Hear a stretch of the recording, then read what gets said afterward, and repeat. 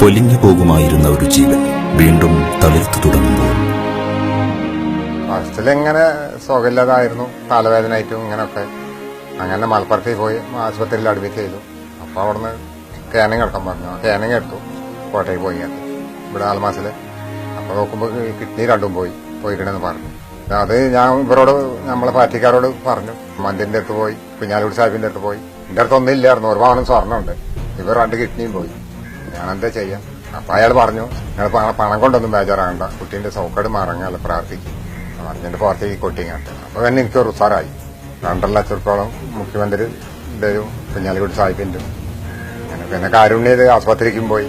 ഇല്ലാത്ത പറയാൻ പാടില്ല, ആ കുട്ടികളില്ലെങ്കിൽ എനിക്ക് എന്റെ സങ്കടം. അത് ഞാൻ മറക്കൂല്ലേ. എത്ര ജീവൻ പോയാലും ഓപ്പറേഷൻ കഴിഞ്ഞിട്ട് മകൾക്കിപ്പോ ബുദ്ധിമുട്ടൊന്നുമില്ല. വീട്ടിലെ എല്ലാ ജോലികളും എടുക്കുന്നുണ്ട്. പിന്നെ ചെറിയൊരു ജോലിക്കും പോകുന്നുണ്ട്. പഠിക്കാനും ഇന്നലെ പഠിക്കാൻ. സർക്കാരിന്റെ സഹായം, ദൈവാനുഗ്രഹം, എനിക്കൊരു പുതിയ ജീവിതം കിട്ടി. വളരണം ഈ നാട്, തുടരണം ഈ ഭരണം.